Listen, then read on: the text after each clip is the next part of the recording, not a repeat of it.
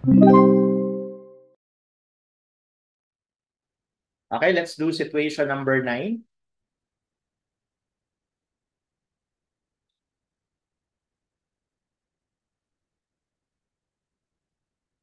A square footing is 2.4 by 2.4 by 0.45 meters thick, supports a column 400 by 400 at its center.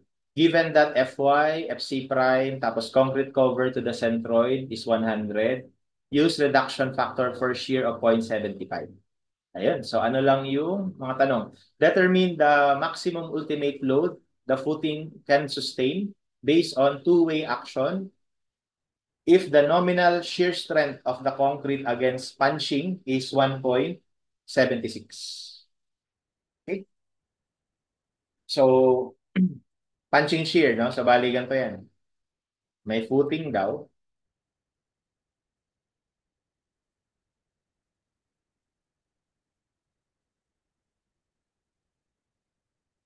Ayan. Tapos, ang dimension ay 2.4 by 2.4. So, ibig sabihin, kapag dinrawing natin yung cross-section niya, ganito siya.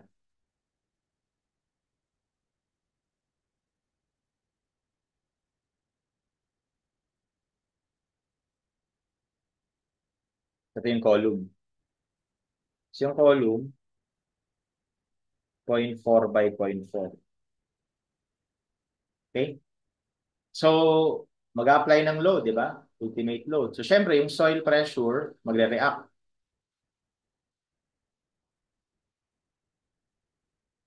kay QU. Yung QU is yung PU, divide lang ng area. Okay? Tapos yung punching shear, ang tatandaan natin, mangyayari yun at a half of the effective depth around the column. No? So, yung ganito yan eh. Okay? Tapos yung distance na to, effective depth over 2 kabilaan. Okay? So, ibig sabihin, itong dimension na to, yung magiging punching natin na dimension, is yung dimension ng column plus yung dalawang half ng effective depth, which is basically effective depth din. Diba? Kasi d over 2 plus d over 2. Magkabilaan. Ayan. No? So, ibig sabihin, mahati sa dalawa yung column. Itong portion na to, at saka itong portion na to. Nasa loob, tsaka nasa magpapan siya. No? So, parang, pwede mong i-analyze yung nasa loob, ito, or pwede mong i-analyze yung nasa labas. You will get the same answer naman. Ayan. Okay? So, normally sa mga libro, ang laging ginagawa is yung nasa labas yung ina-analyze kasi mas madali. No? So, yun na lang gawin natin, ha? Yung nasa labas. So, balikan to magiging itsura.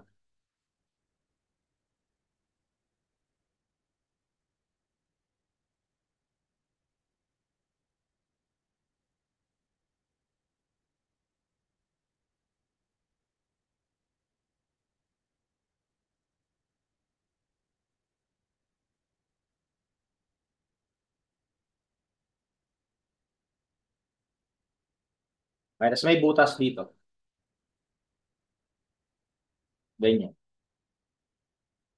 Ayan. Ganyan magiging itsura. No? So, tapos yung soil pressure natin, ito.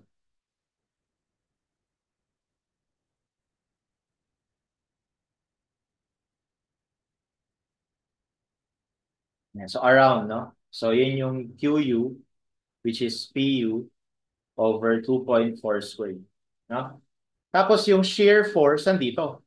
Nandito. Yung mararanasan nitong ano na to, nitong inside na area, meron niyang shear force na VU. Okay? So ano yung magnitude ng VU? Bali magsa-summation ka lang ng forces. So actually baliktad pala yung direction ng VU. Dapat pa ba? So, kasi kukontrahin niya yung ano yung upward, no? So, summation ng forces y equal to 0, we will have yung VU na pababa, tapos equate natin doon sa resultant netong QU. Resultant. So ano yan? Bali, QU times yung area nung bearing area. So yung bearing area natin, isa tong green. Di ba? Kasi kung imagine mo, may force dun sa ilalim, mayroong pressure sa ilalim. Yung pressure na yon is nag-a-act doon sa part ng green. Kasi ito butas na to eh. No? So bali ano yon? QU times anong area yon? Bali area ng buo minus yung area ng butas which is C plus D. So ano nga pala tong C plus D? So yung effective depth daw ay 450 mm kasi yun yung thickness nun. Tapos sabi dito yung reinforcement ay 100 mm yung clear cover. I mean yung effective cover. So minus 100 lang. So effective depth natin 350. So ibig sabihin yung C plus D natin is 400 plus 350 bali 750. So minus 0.75. Square din kasi square din yung ano yung butas eh, no? Ayan, so yun yung VU natin. Tapos i-expand pa natin yung QU ay PU over 2.4 squared. Ayan, okay? Yan yung ultimate load. So dapat yung ultimate load na yon, no? Hindi lumagpas doon yung capacity, yung nominal capacity. Sabi niya, yung nominal capacity daw ng punching shear ito. So tawagin natin ito na um, VN, no? Nominal capacity. Alright? So, di ba? Sabarin ko muna to.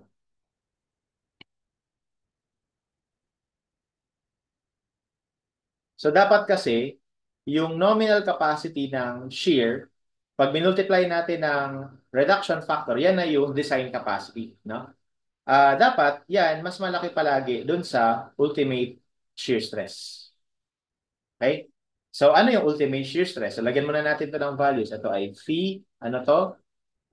Yan ay 1.76 according to the problem. Pero ano itong ultimate shear stress? So ano lang 'yon? Di ba pag sabi mong stress, force over area. Ano yung area? Yung area nitong itong shinadan ko. Anong area niyan? Anong area ba ng ganito?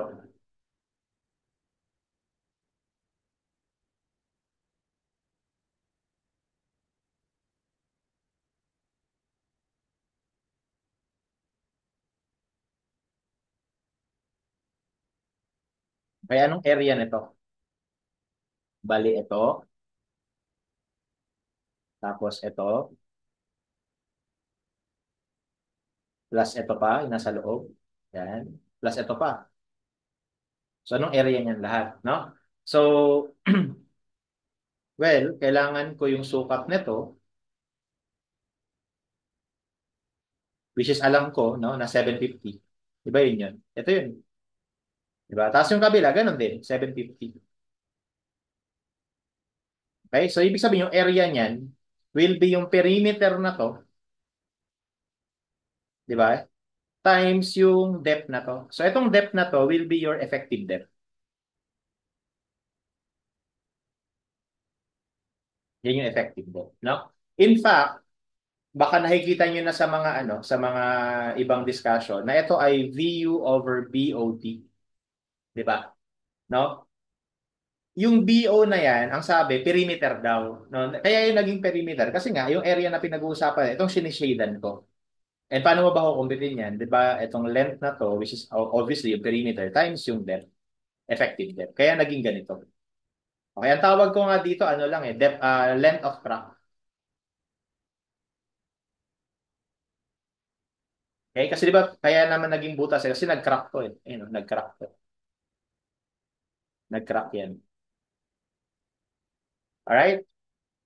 So, that's it, no? So, dapat hindi yan so, yung view natin, medyo mahaba lang kung titignan, pero just work with me. So, PU over 2.4 squared times 2.4 squared minus 0.75 squared, tapos over BOD. Yung BO natin, ay sabi ko nga, length ng crack, ano lang yon 4 times nung 750. Tapos yung effective depth natin, 350. Okay? So, kung i-check natin yung units, naka-megapascal ito. Ito naka-kilonewton, no? So, kung gusto natin naka-kilonewton to, magmumultiply pa ako dito ng Ano ba? So kung kilonewton ito, magiging ano to eh.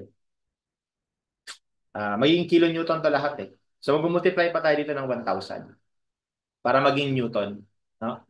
So, newton over millimeter squared. So, parehas na sila ng units. Okay? So, makakompute na natin yung PU. Okay? So, binigay naman yung reduction factor for shear, no? 0.75. Ay, hindi. Ayun, binigay. Pero kung hindi, dapat automatic yan kapag shear sa concrete, no? 0.75. So, we have um,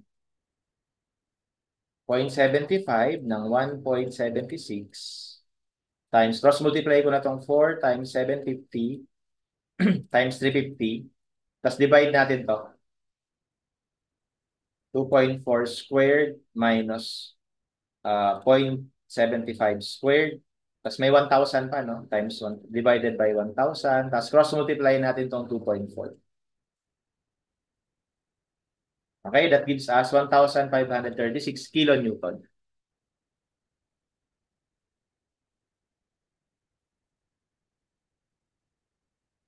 Okay, and that will be our answer for number 2025. Letter D. Okay?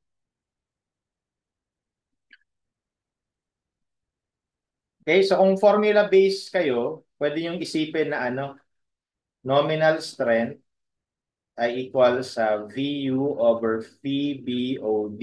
Same lang yan. Same lang yan sa ginawa natin. Ang ginawa nyo lang, ito, nilagay mo sa ilalim. Pero same lang yun. Okay? Ito, nilagay mo dun. Pero kung ano kasi, kung naiintindihan mo kasi exactly saan galing yung mga formula, medyo hindi ka na magkakabisado eh, no? Kaya pinapakita ko sa inyo kung paano, ano ba yung analysis, kung paano ba, ano ba tong BOD, ano ibig sabihin yan, ano yung VU, saan galing yun. Alright? Kasi kung alam mo na yung VU, basta yung force na nag-act dun sa surface na yun, you will be able to calculate that, di ba? Kaya nga kung halimbawa nang i-isolate mo naman, ito nasa gitna, ganun din yung idea. Kung yung nasa gitna yung i-isolate mo, ito yung column. Ito ngayon yung butas. Yan. So dito may PU. Tapos dito mayroong soil pressure, QU. So yung shear force mo naman dito, ito naman.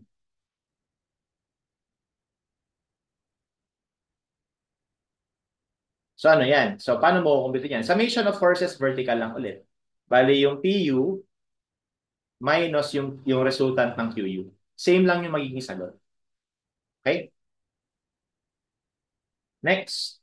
Um, Determine the maximum ultimate load the footing can sustain based on one-way shear naman. So, ang tatandaan naman sa one-way shear, ang critical section for one-way shear is at a D distance from the face of the column.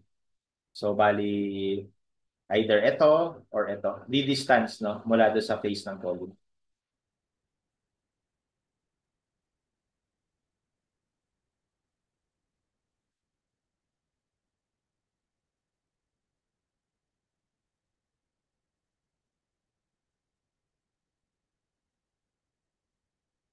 So, ito yung critical section for one-way.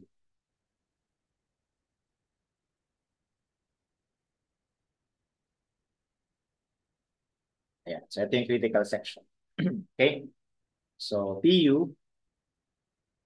Tapos, ito ay QU. Once again, yan ay PU over 2.4 squared. Alright? And then, sa top view, ganito nakikita natin. Actually, sa top view, meron kang pwedeng dalawang pagpilian. Pwedeng ito yung crack or pwedeng itong sa kabila. Pero square naman siya eh, no? So kahit saan ka tumingin, same lang ang mangyayari. So mag-iiba lang yan kapag ka rectangle, no? So syempre, hahanapin mo yung mas um, hahanapin mo yung mas critical, no? Yung mas malaking shear force. Yun nandoon, no? Usually, mas malaking shear force is yun nandun sa mas mahaba. No, kaya lang, it's not safe to assume that always na yung nasa mahaba. No, kasi minsan mahaba nga ito, Kaya kasi kinukuha mo yung mas mahaba para mas malaki yung area ng QU. Di ba pag mas malaki yung area ng QU, ito yung QU eh. Pag mas malaki yung area niya, mas malaki itong VU. No? Kaya lang, take note, sa denominator side, nandyan din yung depth ng length ng crack. Kaya hindi mo masasabi exactly na kung saan doon. Kaya mas maganda i-check mo parehas. Pero dito hindi kailangan i-check parehas kasi same lang eh. No? Same lang ng length ito, tsaka to. Alright? So, kahit isang direction na lang. So, kunin mo na pala natin yung length na to. Okay? So, yung buong length nito, 2.4, no? 2.4. Itong length ng column, 0.4. So, pag binawas ko yung 0.4 sa 2.4, ang matitira, 2 na lang. No? So, ibig sabihin, pag binawas mo to, sa length nito, binawas mo to, matitira, ito plus ito, which is tig kalahati. So, 2.4 minus 0.4, 2, kalahatiin mo yung 2, 1. No? So, ibig sabihin, yung length nito ay 1. Ito. Mula dito hanggang dito ay 1. So meaning, kung ito ay effective depth na point, ilan yun? 35. O di matitira dito is 0.65. So 0.65 na lang to. Okay? So now, again, kapag nag-crack to, kapag nag-crack to, mahati yung footing mo sa dalawang part. Itong part na to sa kanan at saka itong part na to sa kaliwa. Again, kahit saan doon yung gamitin mo na i-analyze, same lang yung makukuha mo na VU. So, papiliin mo na lang syempre yung mas simple. Yung mas simple is yung green, syempre. So, yung green, pag drawing natin, ganito siya.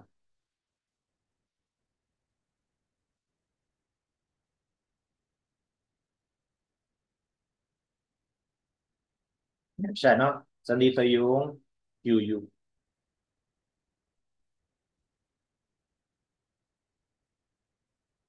Okay, tapos ang length nito, 0.65. Tapos yung tinutukoy ko na part kung saan merong critical section, ito yon, yung nasa likuran. Yan. Hindi lang natin nakikita kasi nasa likod. Okay? So, hinahanap natin na shear force ito. Okay? So, ganun ulit, no? So, nga pala, yung sukat nito, yung sukat nito. Di ba ito yan? 2.4. No? So, ito ay 2.4.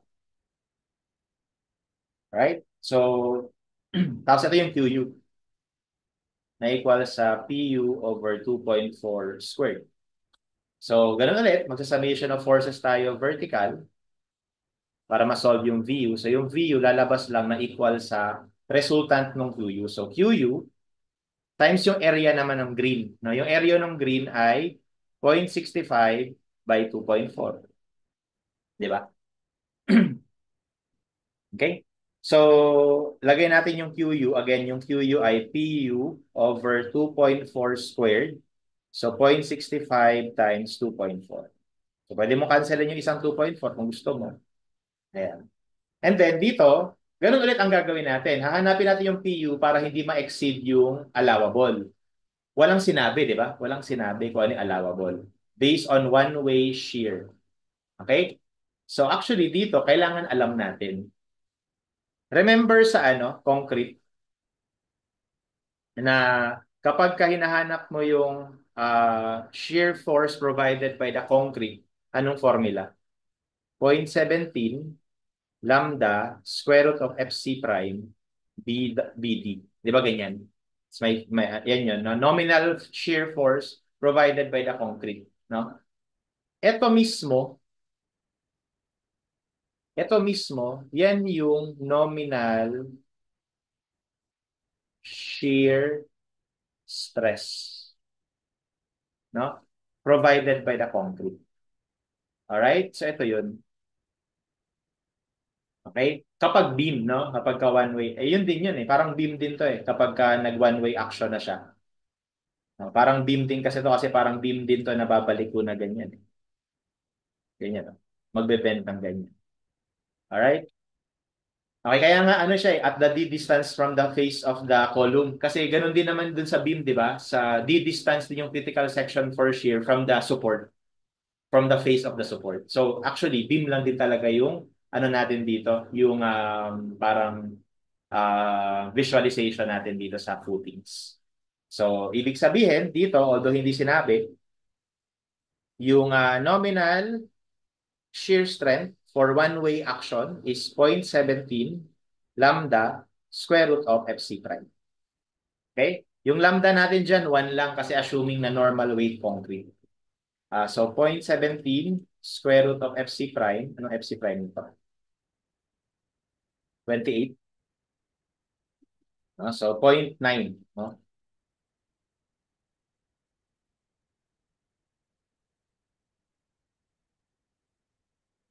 Okay? Yan na. So, uulitin lang natin yung kanina. So, yung nom yung design shear strength, no, should not be exceeded. So, dapat mas malaki yan dun sa VU over ano to, ano nasa ilalim. Yung area naman yung area nito. Di ba kasi kung i-convert mo to sa stress, ang gusto mo yung stress dyan sa critical section. Which is once again, actually, ulitin ko, no? May formula na yan, no? BOD. Ganyan yung formula niyan eh. Pero, ano ba yung D? Bakit ba naging ganyan? Kasi yan ay area nitong rectangle na to. Yung BO mo dyan is yung length na to. Which is sabi ko nga, length ng crack. Di ba ito yung length ng crack? Ito yan yun. Kaya 2.4 yan for one-way action for this case. Tapos yung D, etong gagamitin natin, syempre, yung effective depth. Okay? So we have 0.75 ng 0.9. This should not be exceeded. Yung VU natin in this case is PU over 2.4 times 0.65 over length ng crack 2,400 times effective depth na 350. Tapos mag-multiply ako dito ng 1,000 para maging Newton. And then from here, I should be able to calculate PU. So 0.75 times answer times 2,400 times 350 divided by 1,000 divided by 0.65 times 2.4. So that is 2,092.5.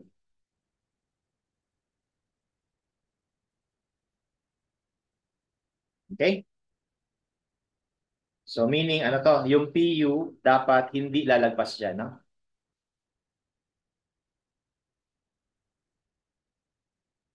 Okay?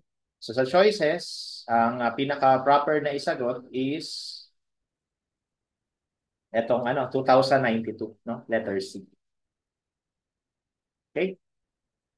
And then lastly, number 27, determine the maximum ultimate load the footing can sustain based on flexure if the slab is reinforced with 8 20 mm diameter bars both ways. So ibig sabihin binakalan daw ito na may bakal.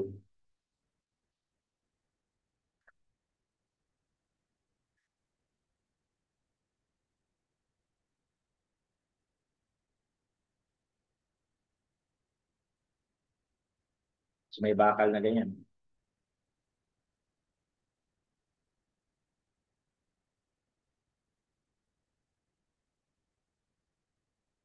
So kunwari 8 yan, no?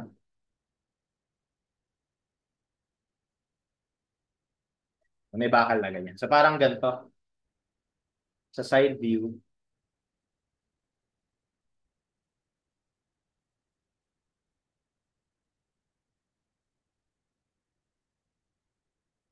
Yan, may bakal, no? Alright, so hinahanap naman yung PU para hindi ma-exceed yung, syempre, yung moment capacity. No? So take note lang dito na kapag ka-bending naman, ang critical section for moment is at the face of the column. No? Critical section for flexion. So nandun na mismo sa face. So ibig sabihin, yung moment dyan ay dahil sa upward force na reaction ng soil. No? So parang magbe-bend siya ng ganito. Ganyan. Okay? So cantilevered siya, no? Cantilevered. So therefore, para ma-compute natin 'yon, unahin muna natin computein yung capacity, yung moment capacity. So, ang visualization natin diyan, kapag nakatingin ka dito, makikita mo parang ito yung ito yung slab. Ganito. Okay, tapos merong walo dito na 1, 2, 3, 4, 5, 6, 7, 8. Kunwari yan, no? Yan yung walo na na reinforcement.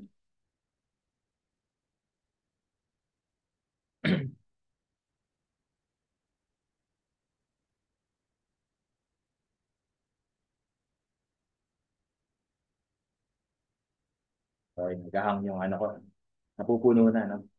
Anyway, ayan. So, basta yan yung yan yung 8 na 20, ganyan, 20 mm bars. Okay? So, to calculate, syempre hanapin natin yung ganun ulit na investigation ito, no? So hahanapin natin yung depth ng compression block. So C is equal to T. So 0.85 FC prime AB is equal to AS ng steel, tapos i-assume natin na steel yields. Okay, tapos yung B natin is obviously ito, which is 2,400. Okay, tapos yung effective depth natin is 350. Okay, so 350. So therefore, we have 0.85 FC prime. The given FC prime was 28, plus yung FY 415.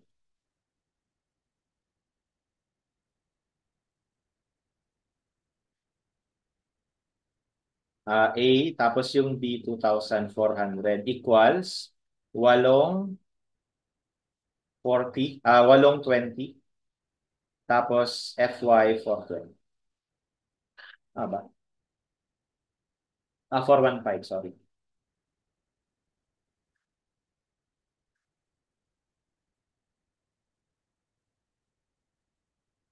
Okay? So, you can solve for A, tapos check natin kung mag-yield ba talaga yung bakal. Pero pag ganito, pag mga slab, mga normally nag-yield na yan. Pag mga footing, divided by 0.85, 28, tsaka 24. Okay, ayun, ang late eh. So, 18.26. 18.26 millimeters. So, ano natin? Yung C natin is A over beta 1.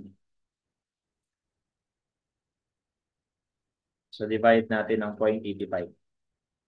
So, 21 yung C. Store natin.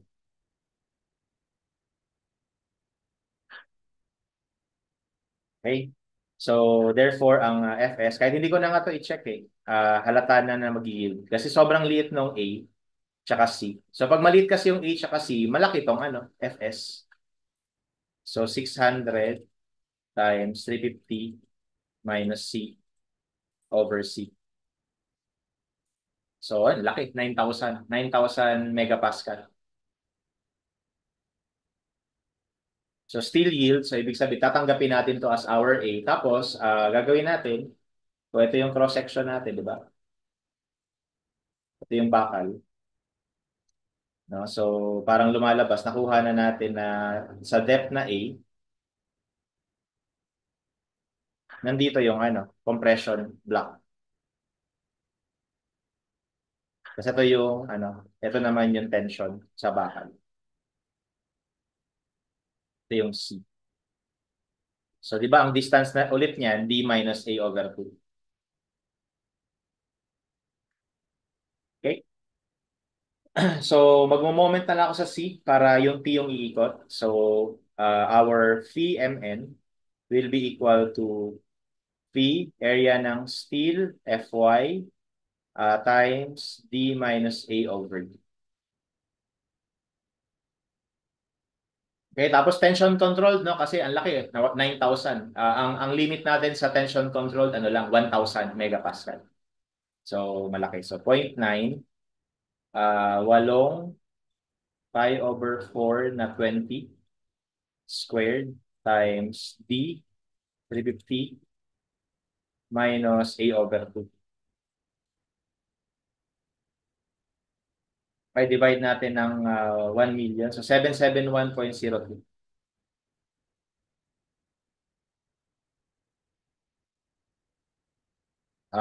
kilonewton meter. Tama ba? Double check ko lang.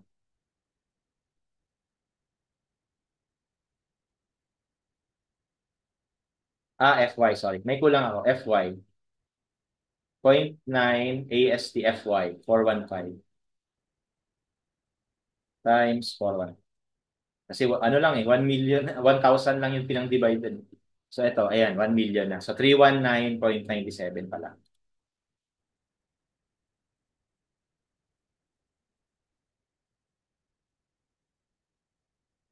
Kilonewton meter. Okay? Tapos, hinahanap natin yung P. So, di ba yung P, ang ipoproduce niya na QU is PU over 2.4 squared.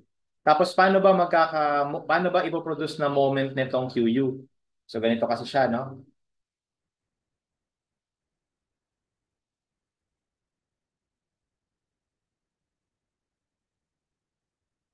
So, halimbawa, yan yung critical section natin. So, ito yung QU.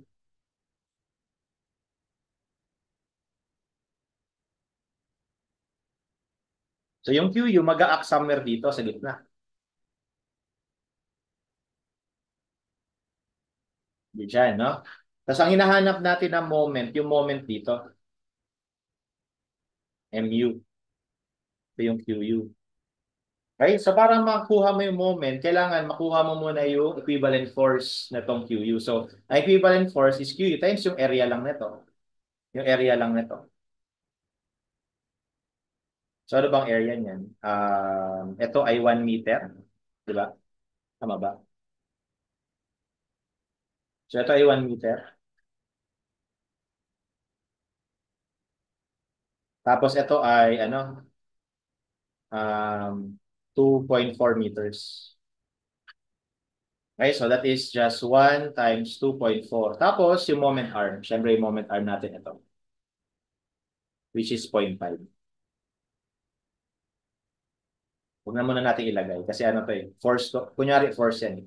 So, therefore, summation ng moment tayo, we have yung moment MU ay equal sa QU times 1 times 2.4, kilonewton na yan, tapos times yung moment arm na 0.5. Okay? Tapos kapag pinasok natin yung magnitude ng QU, which is yung PU over 2.4 squared, so maging ganito yung equation natin.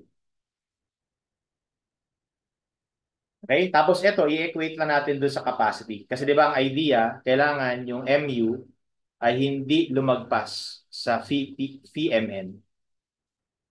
Okay? So therefore, we will have PU over 2.4 squared times 1 times 2.4 times 0.5. Hindi pwedeng lumagpas sa 319.97. So therefore, ang PU natin ay hindi pwedeng lumagpas sa, divide na natin to ng 1 million, times 2.4 squared over 2.4 over 0.5. So 1535.89.